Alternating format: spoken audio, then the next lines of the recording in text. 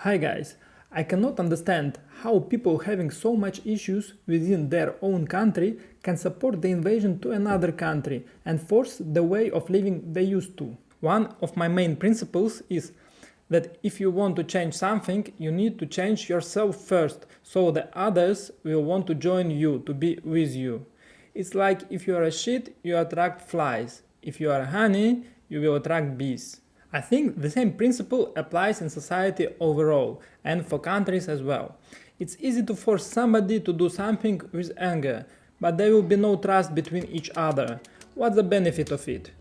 When I hear argument of the Russian invasion, my first thought is how life in Ukraine changed after 21st of February. Millions of Ukrainian people, mostly mothers with their children, fled to Europe, having zero English skills without money. Thousands of civilians were killed, including children.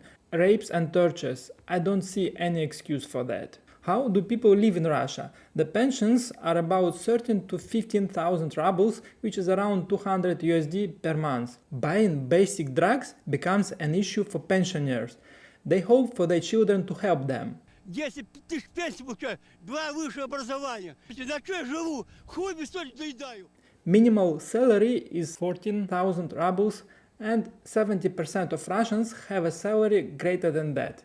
People who are going out on the streets with blank posters which want to say something are immediately taken away by police. No words like war, only special operation. No words like explosion, only a clap. Where the constitution can be changed with so many questions, where the same president rules for more than 20 years, where teachers, doctors cannot afford going abroad on their wages. They have to seek some extra work. When there is no infrastructure in rural areas, the country where is so much oil and gas resources, propaganda on lots of things, history of Navalny, Nemtsov, Litvinenko, Magnitsky. How are the news disclosed there, contradicting each other?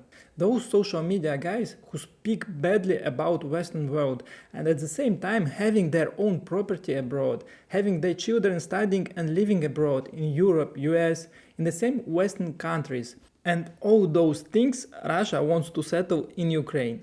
One thing I reevaluated these days is that it is so much important to live in a country where the rules are set for everybody, where you know that the police is not against you, where you can speak openly what is in your mind without any fear, when you can make a reasonable post, comment, like in social media without being pursued, and where you can be heard. Cities like Mariupol are wiped out. All this is happening in 21st century. I can share my thoughts about what can happen within Russia for the next decade. People will have the food to eat, will have the cars to drive, and the airplanes to fly. However, the technology will freeze dramatically. The prices will rise. People will afford less things to buy for the salary they have. The good quality materials will become harder to get. It will be available to limited people. People will try to avoid saying I am Russian abroad. These are my thoughts, of course. I might be wrong. I remember I had my first banana in Soviet Union when I was 6. Bananas, mangoes, pineapples were not available in the shops. Literally, you could not buy it anywhere in a shop. It was brought by my father from Cuba. The rare person could have such a trip abroad that time. To buy milk that time, my parents had to get in the queue at 2 a.m. at night, and by 7 o'clock they were buying the bottle of milk, just waiting 5 hours in a queue to buy 2 liters of milk. Now, of course, it will be different, but clearly the future in Russia is not bright with such a regime. Thank you guys, bye.